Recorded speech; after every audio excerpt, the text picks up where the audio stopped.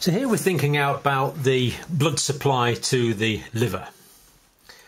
Now the hepatic artery is going to take oxygenated blood directly to the liver.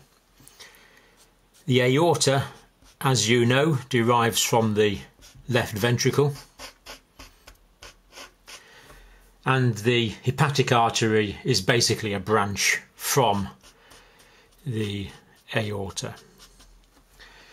The hepatic artery actually divides into the right and the left hepatic artery, the two main branches of the hepatic artery, taking blood to the right and the left lobe. So the right hepatic artery is going to take blood to the right lobe. The left hepatic artery is going to take blood to the left lobe. And this is going to deliver about 70% of the blood supply to the liver. But along the bottom here we notice we have the gastrointestinal tract. So this is the gastrointestinal tract. And this is drained by various veins. So for example there's the splenic vein draining the spleen. The superior mesenteric vein drains the jejunum and the ileum. The inferior mesenteric vein drains the colon. The gastric vein drains the stomach. The cystic vein will drain the gallbladder and bile ducts. But they will all take blood. All these veins will come together to take blood into this vein here, which is the hepatic portal vein. So basically the hepatic portal vein is draining the spleen and most of the gastrointestinal tract, draining blood straight into the liver. So this is the hepatic portal vein. Now the common bit's about 8 centimetres long. It's in the upper right quadrant of the abdomen. Now a portal vein is a vein which will begin and end in capillaries. So this vein begins in the capillaries of the gastrointestinal tract, or the spleen, carries blood through this large venous section, and then this is going to distribute into lots of small capillaries in the liver. So that means that the blood from the gastrointestinal tract comes into contact with a lot of the liver tissue. So if we describe a portal vein as one which begins and ends in capillaries. And the only other one in the body is the hypophyseal vein from the hypothalamus to the anterior lobe of the pituitary gland, carrying the releasing factors.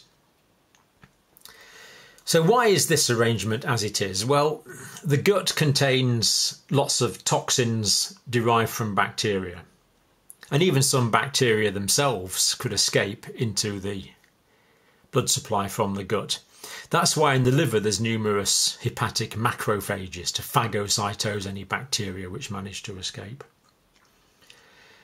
And also the bacteria in the gut are going to be producing lots of toxins all the time. And we don't want these toxins to get from the gut into the systemic circulation. So the toxins are filtered through the liver first of all. And that's good, filtering things through the liver, because the liver can detoxify the toxins. That's one of the functions of the liver. That means when the blood has gone through the liver and it's going to be drained via the hepatic veins back into the inferior vena cava, which will go back to the heart, of course, that the toxins have been degraded and broken down and metabolized. Otherwise, with these toxins going into the blood all the time, we'd all feel sick all the time, which would just be terrible. Now, if there's cirrhosis in the liver, that's going to make a backlog of this blood in the hepatic portal vein, and that can cause portal hypertension with various complications if there's cirrhosis in the liver obstructing the blood flow.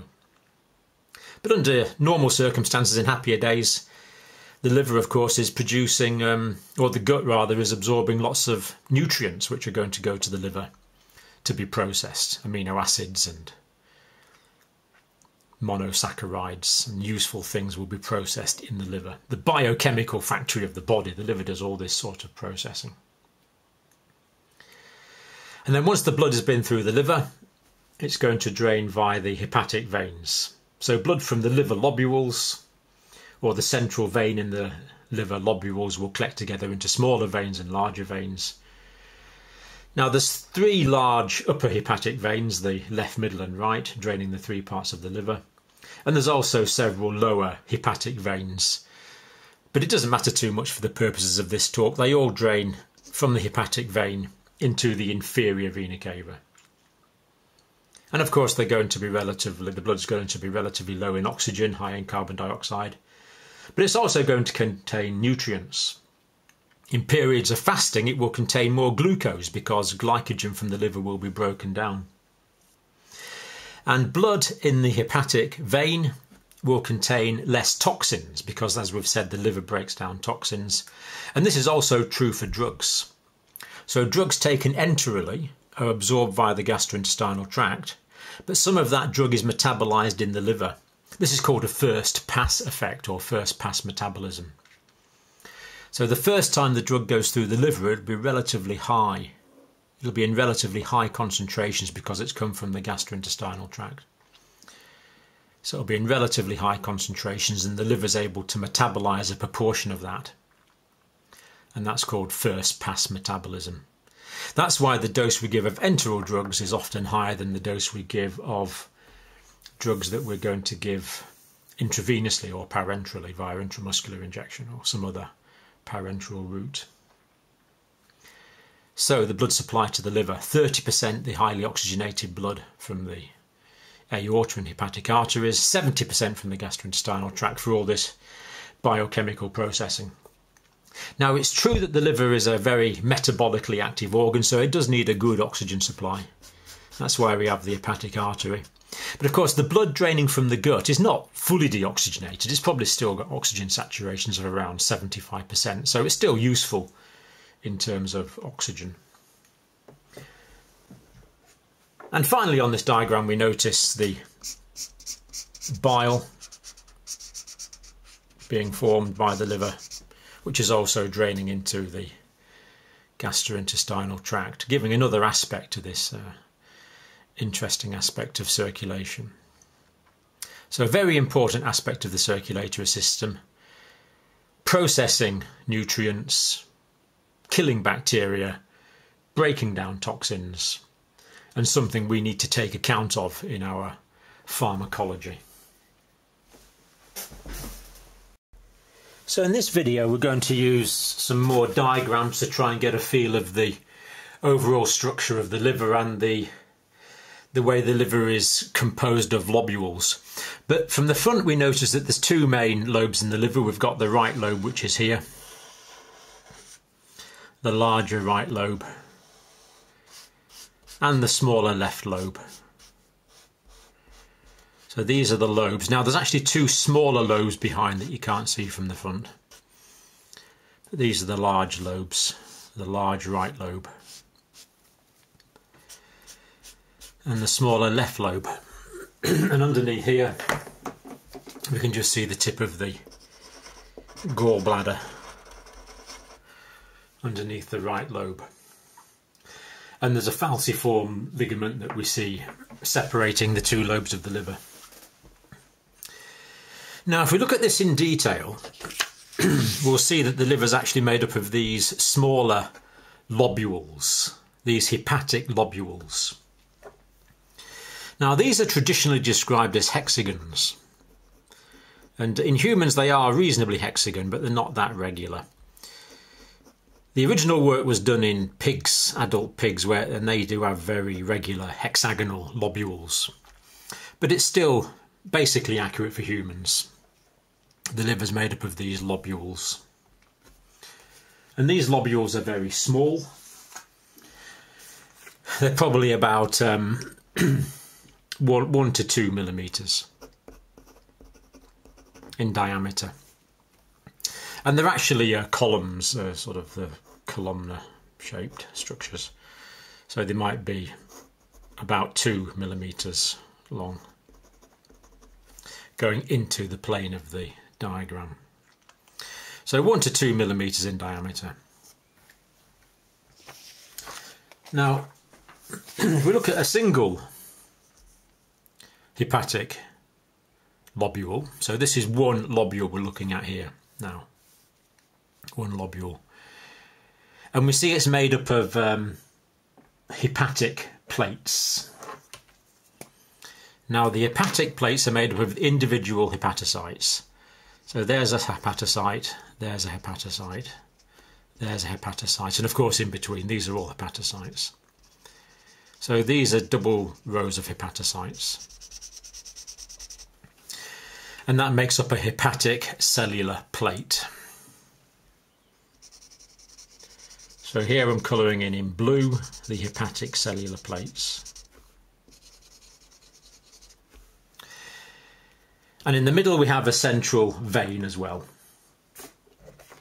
Now, around about the outside, on the corners of the lobules, we're going to have a branch of the hepatic artery, a branch of the hepatic portal vein, and also we're going to have a bile channel. So there's a branch of the hepatic portal vein, a branch of the hepatic artery, and a bile channel. Now, just focusing on the blood vessels at the moment, the blood from the hepatic portal vein and the hepatic artery are going to go into this area here, and this is the area of the sinusoid, the liver sinusoid. The blood's going to pass down through the sinusoid into the central vein for drainage, into the central vein where it will drain. So the blood is flowing from the outside inwards. And as the blood goes through, because the capillary walls of the sinusoid, if we draw those here, exaggerate the size, they're the capillary walls of the sinusoid. We see there's very large gaps in between the individual capillaries, so blood components can get to the hepatocytes and from the hepatocytes back into the blood, so there can be exchange. And then when the material has been processed, it will drain into the central lobular vein. And if we look at that in another diagram, it's quite complicated this, so the best thing to do is just look at several diagrams to try and explain it. So what we have on this diagram is we have a branch of the hepatic artery, just here, putting blood into the sinusoid. So this is a sinusoid, these are sinusoids here, the blood is flowing in this direction from the centre of the lobule, from the outside of the lobule to the centre of the lobule, towards this central collecting vein here.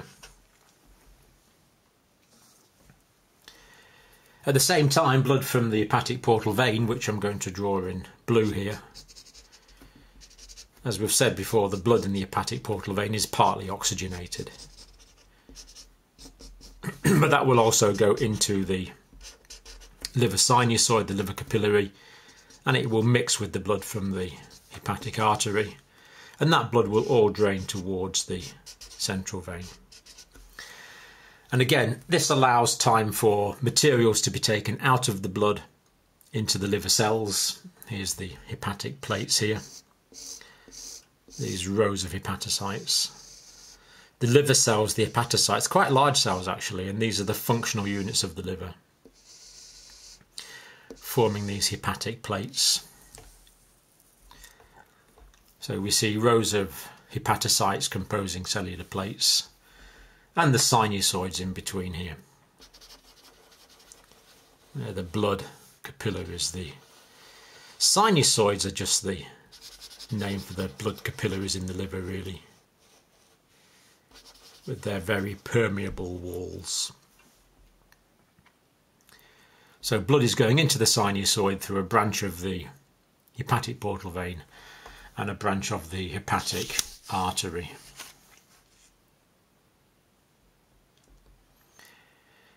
Now, the liver cells, as we know, the hepatocytes produce bile.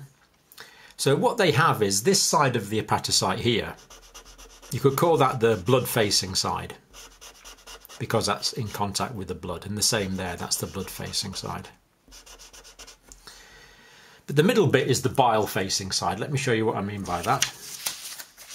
So in this diagram, we see an hepatocyte. This would be the blood in the sinusoid on the sides, just there. So material from the blood will go into the hepatocyte for processing, be chemically processed in the hepatocyte and can be excreted back into the blood. But the bilirubin and the other components of the bile, which are also produced in the liver cells, are going to be excreted out of the other side of the hepatocyte into a bile channel, a caniculus in the middle. So the bile is produced here and goes into the caniculi. So what we see is that the hepatocytes have a blood-facing side and a bile-facing side.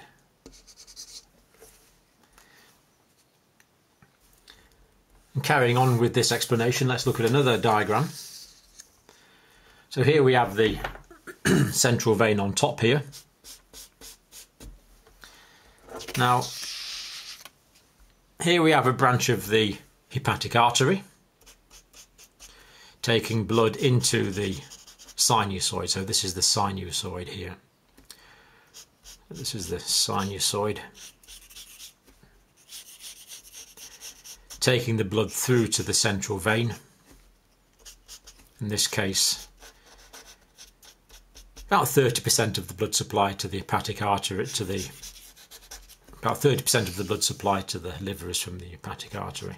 Most of the blood to the liver, though, comes from the hepatic portal vein.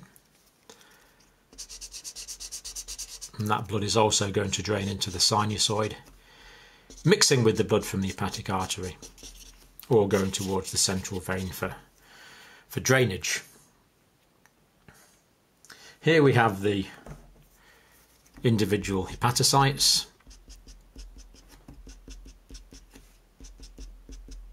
In these plates that we talked about, the hepatic plates. And we notice the hepatocytes have a blood-facing side just here,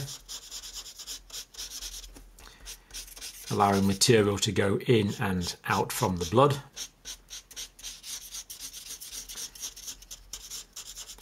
There we've coloured in the sinusoid, the liver capillary. And they have a bile-facing side on the other side. So the bile is going to come out here, draining towards this is called a caniculus, the bile channel, this small channel between the rows of hepatocytes. And that's going to drain out into a bile collection channel. That will drain into larger bile channels, which will ultimately drain into the right and left hepatic duct. The hepatic portal vein and the hepatic artery are small branches of their requisite vessels. That's a branch of the hepatic portal vein, that's a branch of the hepatic artery. And central veins will join together to form larger veins, which will have ultimately join the hepatic veins to drain the blood back into the inferior vena cava.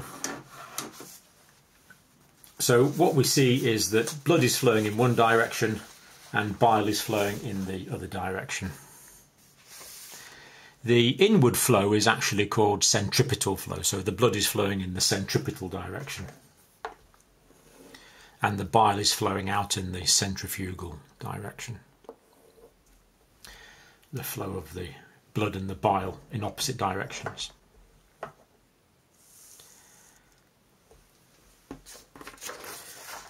Now going on to yet another diagram, we said that these liver lobules are actually arranged in columns, a couple of millimetres high maybe.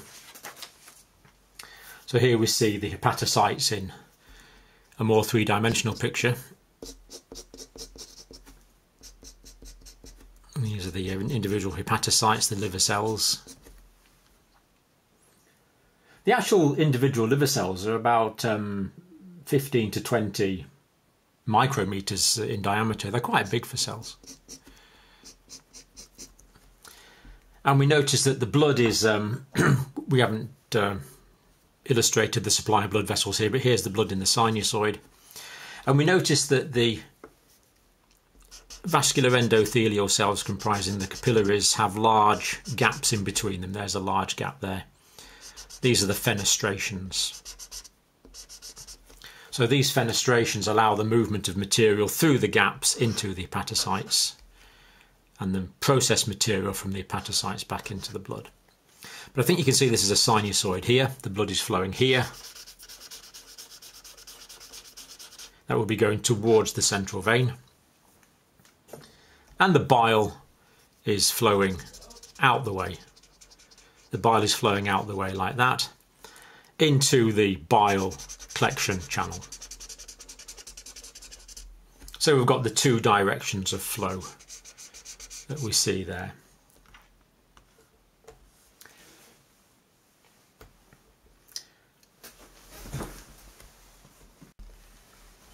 Well, in this diagram we notice the individual hepatocytes, the individual liver cells just here.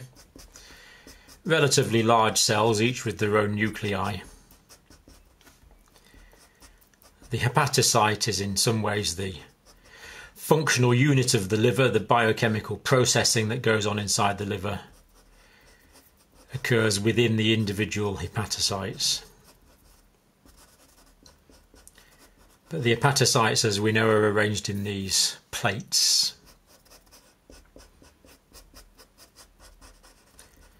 These hepatocellular plates.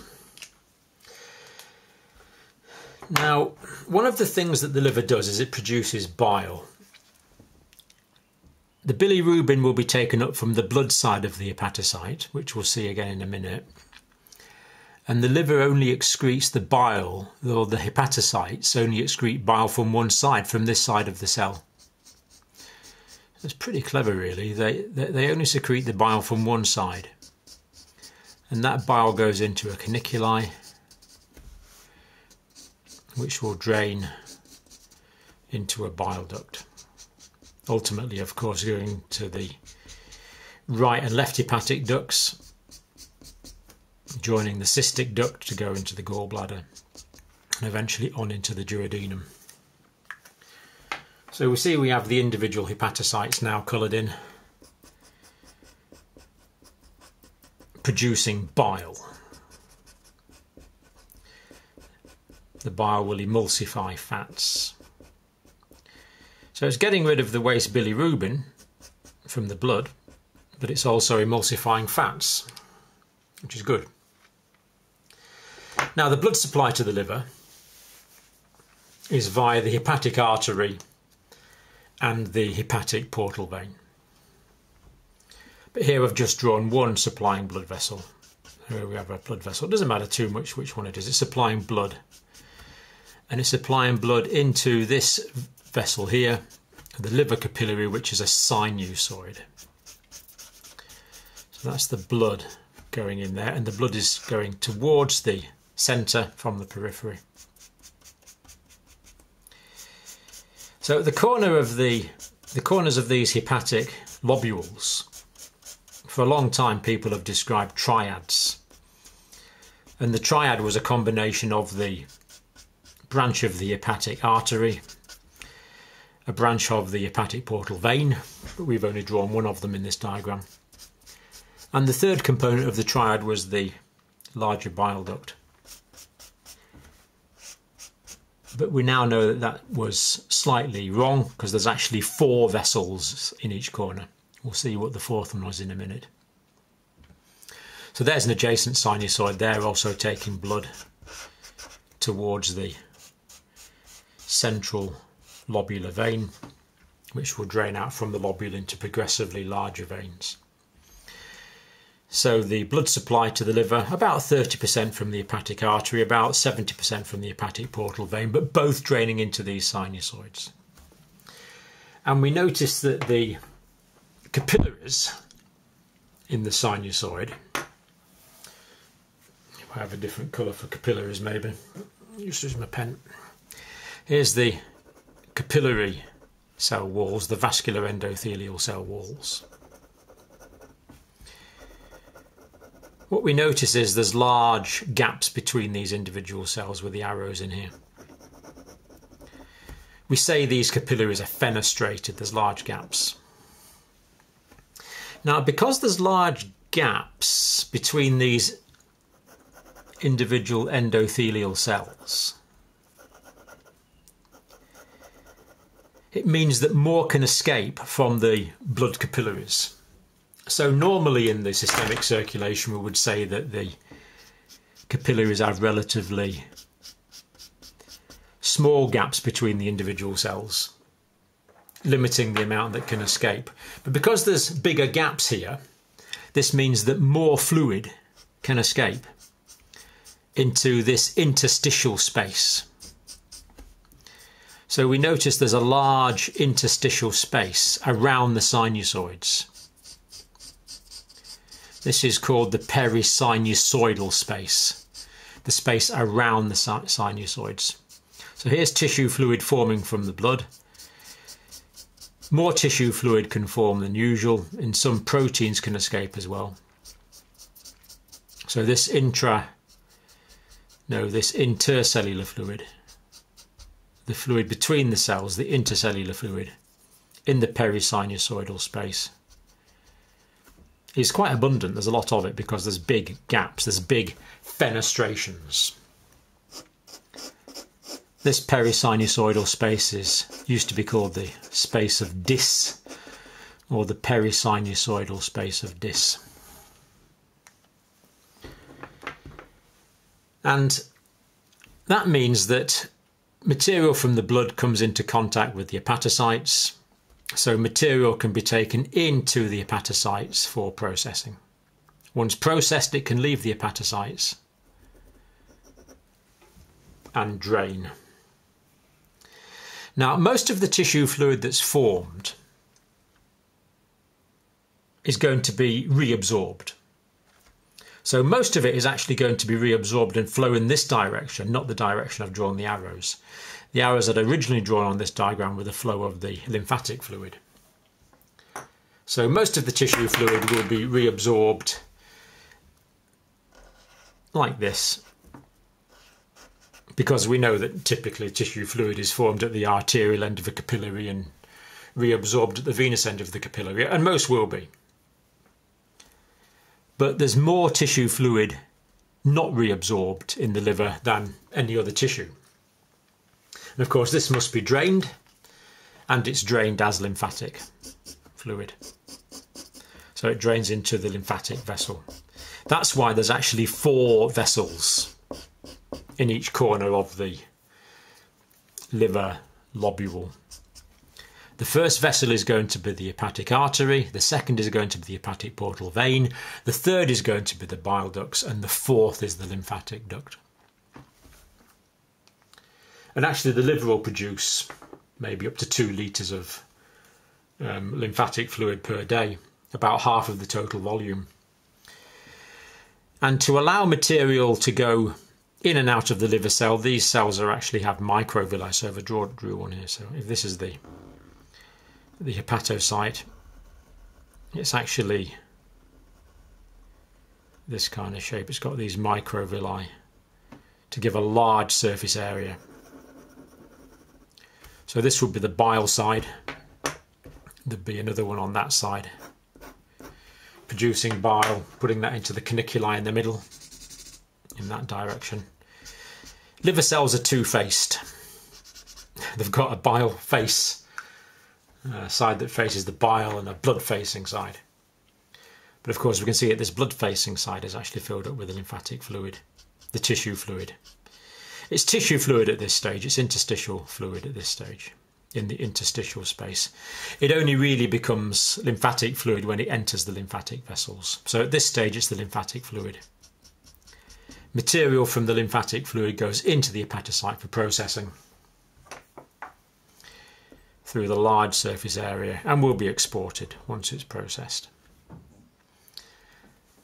Any fluid which is not reabsorbed will stay in the interstitial space and will pass in this direction away. So the blood is going from the outside in. Most of the reabsorption is taking place from the outside in, but the small proportion of tissue fluid which is not reabsorbed flows from the inside out towards the lymphatic collecting vessels. So the large tissue space is the perisinusoidal space, or the space of Dis. This means that the liver cells are very well supplied with all of the material which requires biochemical processing and are able to excrete their products. So the functional units of the liver, the hepatocytes, are well supplied with this circulatory system, and the materials that flow in that direction, the bile and the lymphatic fluid, are also able to escape, readily optimizing the conditions for life essential biochemical processes going on inside each of these hepatocytes.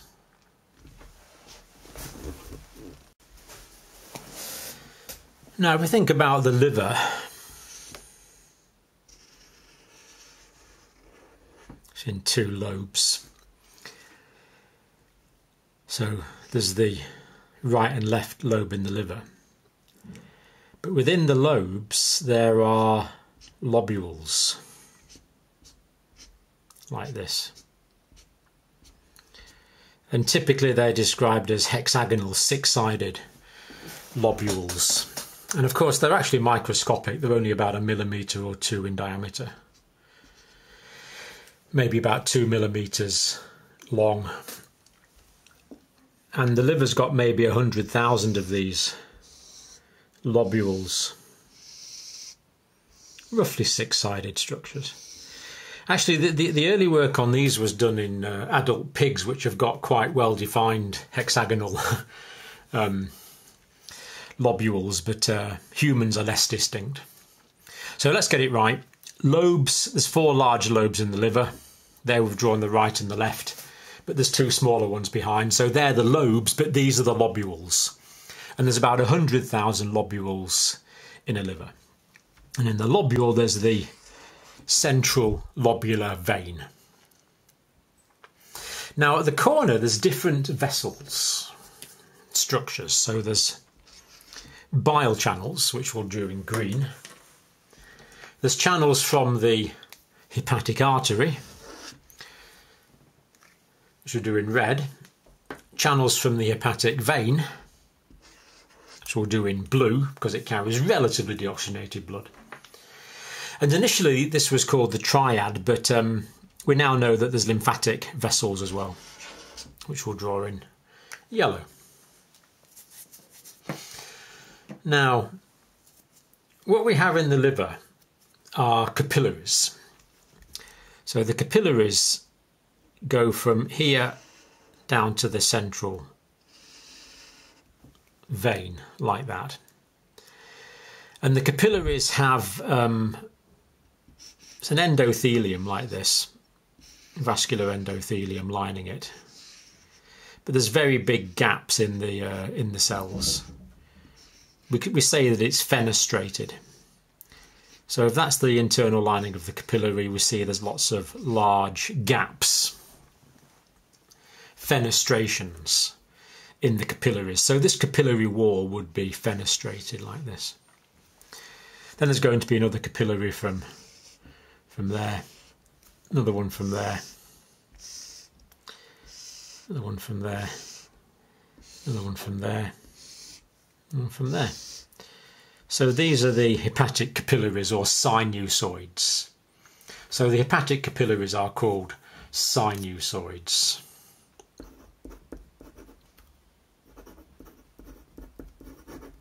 That is a hepatic capillary, a sinusoid.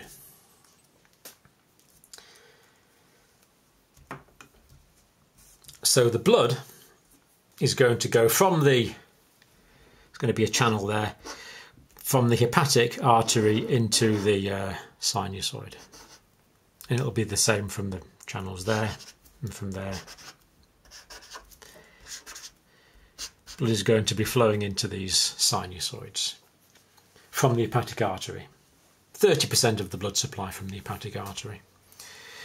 Also, there's going to be blood from the hepatic portal vein, 70% of the blood.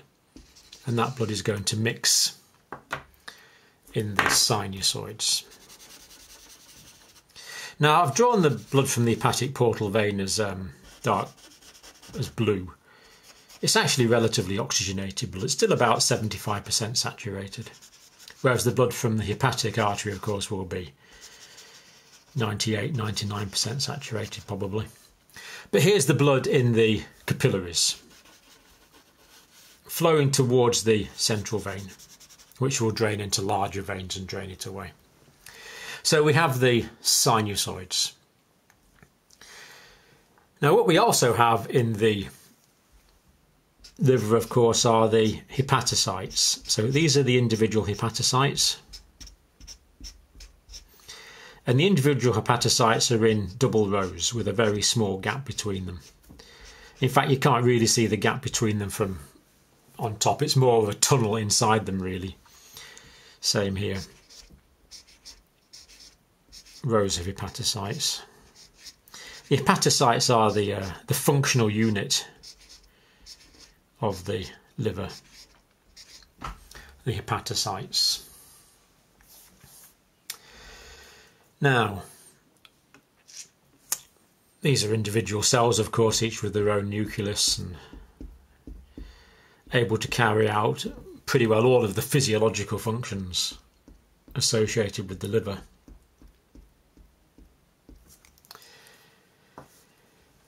Now the capillaries, let's just draw some capillary cells in here, because these capillaries cells are what we call fenestrated, as we've said. So in essence, they've got big gaps. So there's some individual capillary cells. And you can see there's large gaps between the individual capillary cells. Large gaps. And it's the same for all the sinusoids. The walls of the sinusoids are made up of these capillary cells, but with large gaps between them.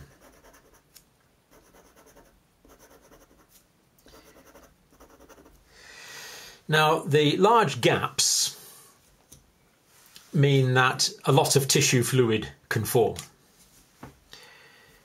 So tissue fluid will form from the capillary going into the space around the sinusoid. And the space around the sinusoid is called the perisinusoidal space. And we can see it's quite a large space. So there's a large perisinusoidal space. This is actually called the space of Dis in old-fashioned books. So I think you can see that tissue fluid is going to form coming out here into the perisinusoidal space of Dis. And that's good because it means that the individual liver cells can take up products from the blood for processing and excrete products once they've been processed.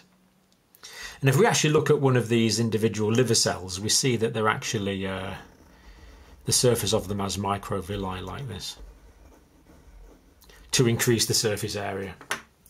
So that would be the blood side, which is actually the tissue fluid. There.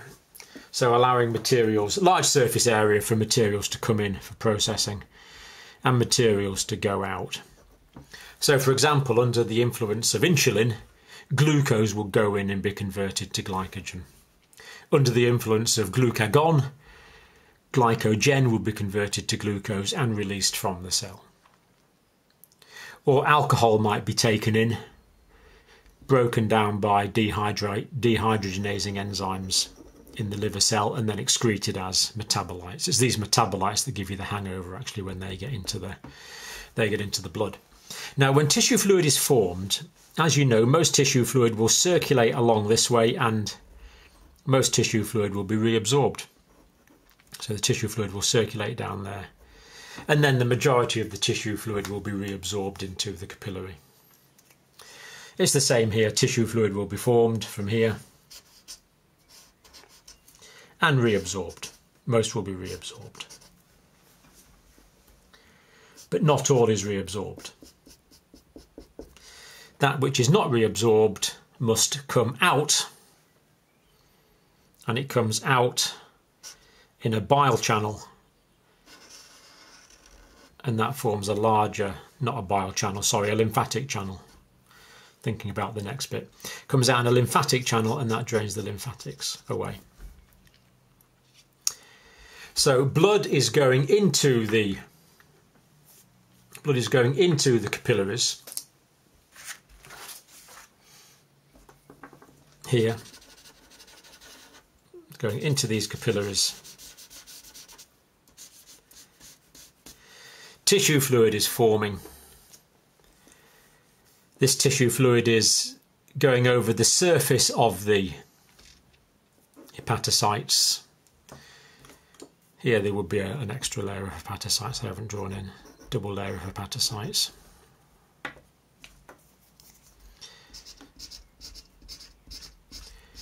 Various slices of my diagram aren't exactly to scale, but that will be the hepatocytes there.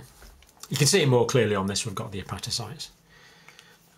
Or again on this one we'd have the vascular endothelial cells here, lining the capillaries.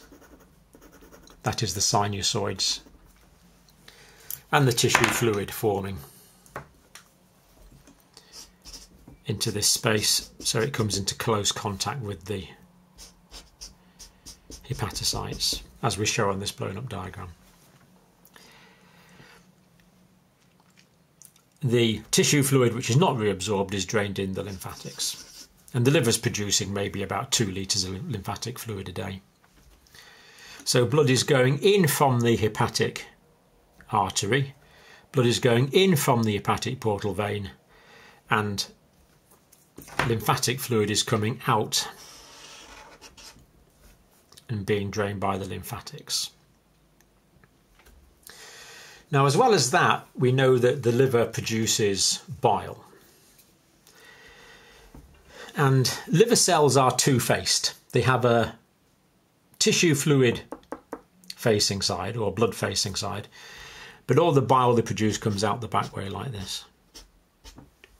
So that means the bile is going to go into this gap between the hepatic plates. The bile will go into those gaps between the hepatic plates. And one of these bile channels is called a caniculus.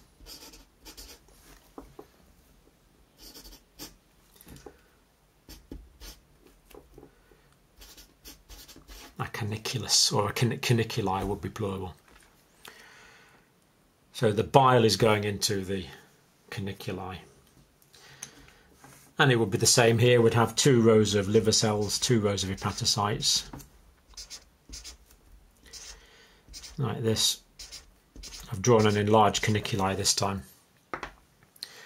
As we know, the perisinusoidal space of Dis will be round about there. And the caniculi would be here. So it's this is the bile side of the liver cells excreting bile. And of course that has to go into a one of the bile channels, one of the classic triad. So this diagram's now become a little confused, but I think you can see we've got blood from the hepatic artery, blood from the hepatic portal vein going in. That's centripetal flow going in. And also the formation and reabsorption of most of the tissue fluid is in this direction as well, in the centripetal direction. Flowing out, we've got the bile which is being formed, which is flowing out.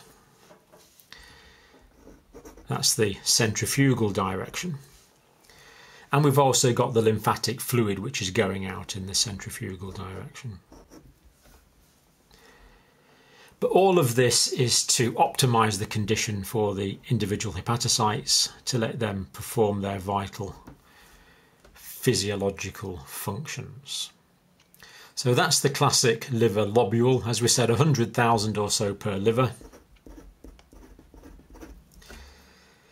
facilitating optimum conditions for the individual hepatocytes, taking oxygen and nutrients to them, removing bile and excessive lymphatic fluid. Also in the sinusoids, of course, we have the macrophages, the Kumpfner cells, the liver macrophages, breaking down any bacteria that come from the gut via the hepatic portal vein. So lots going on in this fascinating, intricate hepatic histology.